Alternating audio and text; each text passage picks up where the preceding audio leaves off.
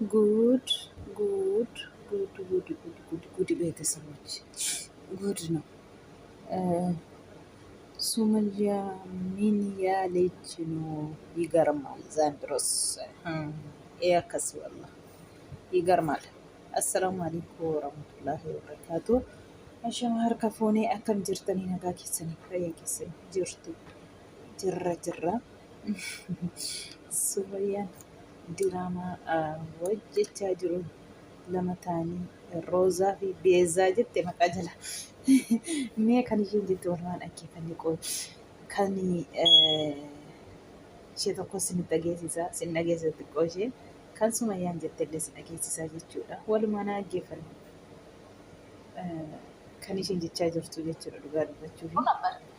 በረኪና ካልጠጣው ስትል አንተ ካላገኘው ሞታለው ስትል ምናምን ወዘተ ከዛም ደግሼ ካላገባሁልህ ሁላ ተብሎ ቤሎ ቤት ሁላ ሄደው ቀርጸዋል።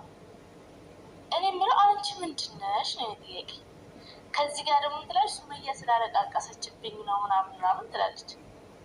አንቺ ስለኔና ስለሷ ሱመያ ስላለቃቀሰችበት ምን ታውቂያለሽ? አንቺ እኮ ማለት ከትንሽ ሰዓቶች በፊት የመጣች ሴት ነሽ። እርግጠኛ ከሮዛ ጋር ራሱ አትተዋወቁም እርግጠኛ ነኝ ማለት ነው። እና አንቺ ስለኔና ስለ ሮዛ ማውራት አትችይም። መጀመሪያ ራስሽን ሁኚ ወይ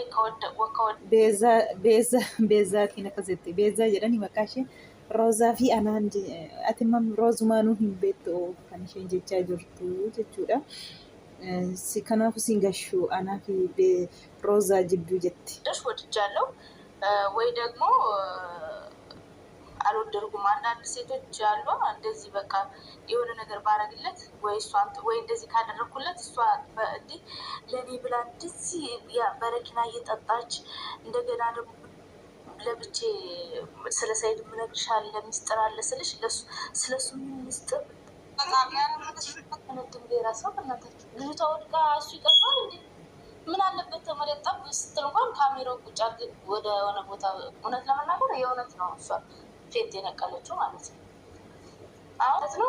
አሁን ሳይዶን አንፈዮ ዱፈዩ ዱበርቲፍ በረኪና ዱቡ ድራማ ወጀቻ ጅሩ ከንሸ ጀቻ ጅርቶቹዳ ለጠጣ ሰው ልትናገር ሂዳ ያ ሰው የታመመበት ሰው ከት ብላ እየሳቀች ከአንቺ ጋር ማዋል ፈልጌ ነው ምናምን ብላ መጨረሻ ላይ አላኩሽም እንዲህ ቪዲዮ ነው እንቺ በረኪና ጠጥቷ ምናምን አለቻት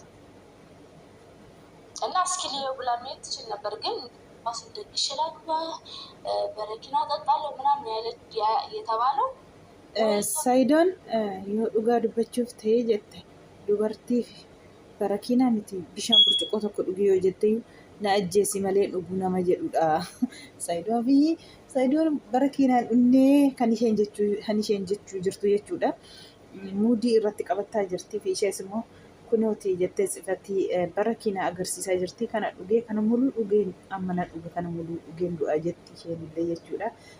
Ashmurii haasaa jirti Sumayyaan jechuudha. Saayidoon kan barakiinaa miti nama bishaan burcuqoo tokko dhuge yoo jette hin dhugunni hin du'a malee jette dubartiif jedhee barakiinaa dhuguu mitiiti kan isheen jettu jechuudha. Akkasuma immoo Roozanii mana kiimii galtee jirte gaafa mudhaatti bilikootiin itti dhaatanii jira. Achitti wal ga'anii jiru. Saayidoon immoo roozaatiin maal akka godhe walumaan ilaala dhaggeeffanna. Kaballaa itti ciccute jechuudha innis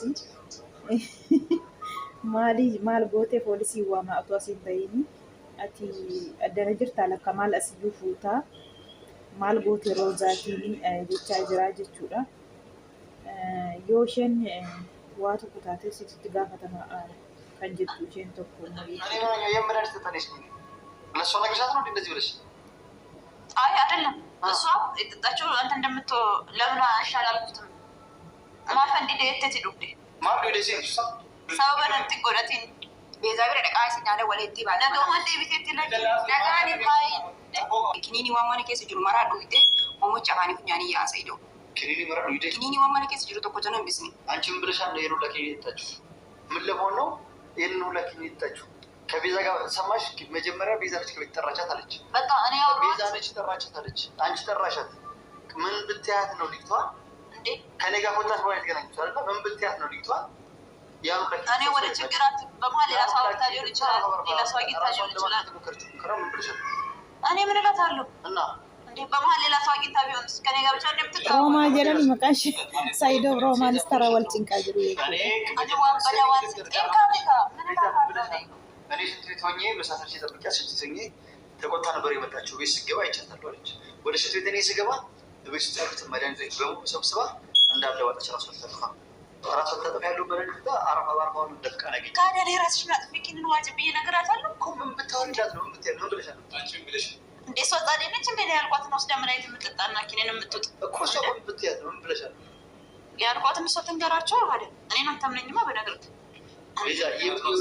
በእኔ ምክንያት አይደለም ሌላ ሰው ማውራት አትችልም ሌላ ብቻ ላይ ነው እሺ ቤዛ ሰማሽ አንቺ የሆነ ነገር ብለሻት ከሆነ ተነቃለች አይደለ ኢንሻአላህ አትሞትም የሆነ ነገር ብለሻት ከሆነ ከዚህ ግብረት ወጭም በፖሊስ ማስይዝሽ በህግ ትጠይቂያለሽ ገባሽ አይደል ወላሂ ቤዛ ስሚ በህግ ትጠይቂያለሽ ቤዛ ይኸውልሽ ነገሩ ቤዛ ነገሩ ከነቃሽ በኋላ ከነገረችን የከፋ ነው ገባሽ አይደል ሳትነቃ አሁን ነው ነገር ምን ብለሻት እንደሆነ እኔ ጋር ሆስፒታል መተሽ እኔ ጋር ዶክተሩ መስት ነበር እንዴት እንደጠራሽ ዶክተሩ ራሱ ነገር አለበት ምን ስታወሪ ነበር ፍቅረኛዬ ምናምን ወደዋለሁ ምናምን ስታወሪ ነበር የሞት ማስረሻ እንደተስተኛ ከአንቺ ጋር ማውራት ስላስጠላኝ ተወጫለሽ ነበር ጨፍን ብዬ እንጂ አወራሽ በሙሉ ሰምቼ ነበር ሲጀመር ደግሞ ቪዲዮ ቀርጽሽ ነበር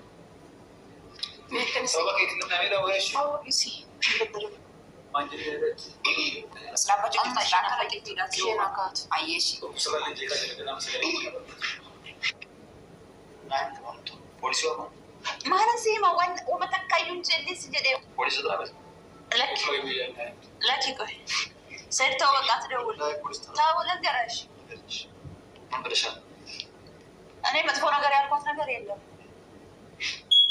አንተን እዛ ሆስፒታል እንደዛ ሆነ ካየው ጊዜ ሮጬ ወደ እሷ ጋር ነው የሄድኩት ከዛ ደወልኩላት ጠራዋት ወይ ምስኪን በቃ ለአንቺ ብሎ ሰይድ በረኪና ጠጥቶ ሆስፒታል ነው ያለው ሰይድ እኔ ቪዲዮ ቅድም ቀርጫለሁ አሁንም እየቀረጽኩ ነው የመጀመሪያውን የሁለተኛውን ታያለህ እኔ ያልኳት ሌላ ነገር የለም እኮ በቃ እሷ ሮዛን ደወልኩላት ጠራዋት ሌላ ምንም ያልኳት ነገር የለም ለገበሽ ተንበረከከ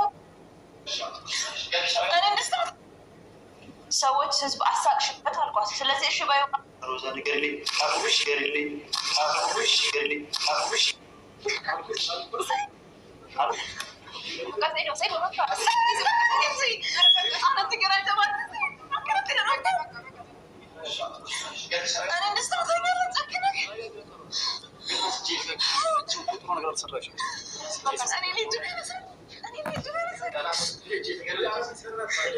akkuma dhageessanii egaa Roomaa jedhanii maqaan ishee axxee akkuma itti himtetti Roozaan illee kuftee akka kuftetti mana galtee qoricha mana jiru waan hambisteen qabdu liqimsitee afaanii funyaanii hoomachi yaadhee kan jettu jechuudha.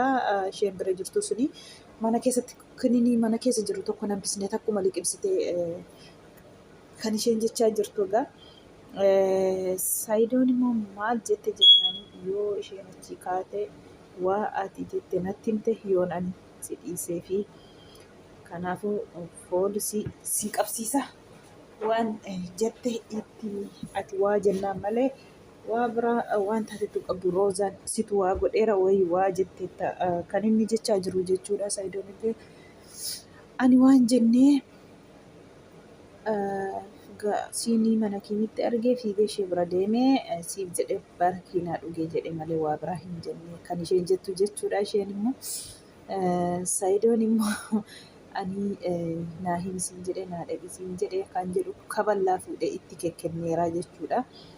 Anaan kabaltaa anaan natti cakkantaa akka kana jettee iyyaa jirti jechuudha. Egaa yaa rabbii ati nagaa buuse Saayidoon dhugumaan dhukkubsate natti fakkaata waan sobaa miti. Egaa akkuma argitanitti waa harka irratti ashagamtee jirti. Doktora birattuu dhuftee waan ati jettu si agaan jira ani narrumaa haa deemtu jedheen fuula koolitti cillim godhee ciisee si dhaggeeffachaa jira kan inni jedhu. Fiqiranyaa kootii jaalallee kootii jettee gizeeti kaameraa waraabdee akkas Dooftoraan iyyitu kana si dhagaa jira beekanii fuula koo ija koo walitti qabadhe malee si dhagaan jira waan ati jettu hundaayyuu kan inni jedhee jechuudha. Kanaafuu maal hojii dhuftee maal hojiillee ishee bira dhaqxee kan jedhu kaballaa fuudhee itti kenneera jechuudha. Garuu wallaahi nasi hiisisa jedhee kakate wallaahi yoo waa jechuu kee dhaga'ee yoo achii kaatu isheen natti himnaan hidhamtaa jedhee jechuudhaan waan jennee qoricha dhugee siif jedhee malee kan isheen jechaa jirtu jechuudha. Egaa akkuma argitanii roozaa bilkootiin itti dhaatamee jira. Ammallee ofiin barree jechuudha. Akka jedhanitti egaa qoricha manaa liqimsitee sassaabdee jedhaa jiru. Rabbi keeriyaa taasisu hundaafiyyuu fayyaa rabbi isinii haa kennu. Afiyaa keessanitti hunda keessanuu isin haa deebisu. Roozaas saayidoos jechuudha. Saayidoon wayin muudii qabata jechaa turre garuu immoo miti. Haasaa ture haqee lafaan isa marraanii gattaa'e sireerra jechuudha. Roozaan illee akkuma argitanii ciistii ammayyuu ofiin barree kan jedhaa jiranii haasaa jiranii jechuudha. Sumayyaan immoo muudii isaanitti qabattee tazanaanna'aa jirti jechuudha. Bagayyuu kana hojjetan viidiyoo gadhiisaa jirti ammattee kana argatte durayyuu ajandaa abduun baddi yoo ajandaa argattu immoo as babaatii jechuudha. Hin jajjiini roomaatiin jajjuun ishee maal isinitti fakkaate waan akka roomaan saayidootti hin heerumne wanta barbaadduuf roomaan jedhaan immoo roozaa kana kan isheen jajaa jirtu argitanii roomaan intalti ishee sana lakkaa akka isheen saayidoo dhiistu barbaadduuf waan akka nama jajuu tokko nama isheef oogee fakkeessiti Sumayyaan. Sumayyaan egaa ittiin deemtu beektu silayyuu uummanni keenya immoo xiqqoo kana naqqa'u waa shirris mataa keessaa hin qabu garaa keessaas hin qabu miskiina. Egaa isheen akkuma itti taphachaa turte roozaatti illee taphachuu barbaaddi. Roozaan akkas naan jette Sumayyaan ammallee akka jette saayidootti sim'ee fi ana roozaa jidduu maaltu si gashee maan baay'ee haasaa jirti akkuma argitan egaa viidiyoo gadhiiste jechuudha. Bareekinaa kanallee kana hundaan dhugaa ilaalaa. Foorjidiillee miti asiliidha isaatii yaan isheen jechaa jirtu jechuudha. Muudii isaaniitti qabattee tazanaanna'aa jirti. Roomaa fi roozaan walii galaniiti malee isaan kan akkas ta'anii walii galtee qabu malee roozaan illee dhukkubsannee inni sobdii kan isheen jechaa jirtu jechuudha Sumayyaan. Roomaaf ishee walii galteetiin jechaa jirti. Saayidoonis walii galmaan malee saayidoon kan dubartiif jedhee bareekina dhuguu miti. Bishaan burcuqqoo tokko yoo dhugi jettee du'a malee dhugu saayidoon kan jechaa jirtu jechuudha. Egaa bakkuma durii namni bakkuma dura argitutti nafuun yaa Sumayyaa qayyaramuun illee hin jira. Miidhamuun illee hin jira. Itti dhaga'amuun illee hin jira tateefi. Akkuma gisee duriitti ilaaliin malee ati eelaa baay'eetti horte dhugaa rabbii takka Gondor hin jira takka Boojaman hin jira takka Baardaal hin jira takka Yeman hin jira takka Finfinnee hin jira takka Adaamaa hin jira waan ati san goone jira ammati wallaahi itti taphattee ammoo si biraa hafe bakka amma si biraa hafe wanni si biraa hafu immoo mataa si nyaate mataa si dhukkube dubartoota waamtee maaf hin dhufne maaf hin waamne jette. Roomaa sanaatiin amma kootu gaafan jedhee saayidoo fiddee dhufte turte. Kootu wayii saayidoo sitti haasaa jennaan fiddee dhufte dhuma ishee maaliif saayidoo hin waamneedha kan komataa jirtu roozaa sanaanii jechuudha. Yaa rabbi otoo barbaadditee saayidoo fiddee dhufte turte. Ufumaa fiddee dhufte waan saayidoo dhaggeeffachuu fi kan jettee odeessitu wayii ishee komachaa jirtu jechuudha. Kanaafiyyuu yaa Sumayyaa gadi irraa bu'ee amma sigaa dhugaa dubbachuuf sigaa daangaa yoo darbu biddeeneeyyuu hin dhiisu maaddii irratti jechuudha. Kanaafuu ammati itti taphatte si malees dubartiin hin jiru seenatee akka isaan beennu Kana biraan immoo jireenya isaa akka hin jiraanneef kanas waamtee lakkaftaa kanas waamtee lakkaftaa. Amma wanti si gashu hin jiru. Itti deebi'uus hin barbaaddu miti. Sassaabbatteen teessu qocci jettee ati maaliif lafa laftaas baate. Amma immoo sii toleeyyuu amma isa gizee duraa hantuuta bishaan lixxe taate samoonni kan immoo waraabdaa gadhiista. Amma ajandaa sii baasaniyyuu. Ammallee too dubartii gara biraa fidee dhufee ammas akkati taatu argine dhugaa rabbii ammallee kana biraa malee sayyidoo qalbii maa kan biraatoo fidee dhufe qalbimaaf.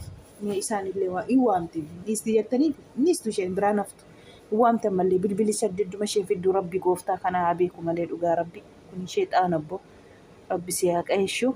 Viidiyoon koo kana fakkaattee na dhaggeeffattaniif galatoomaa.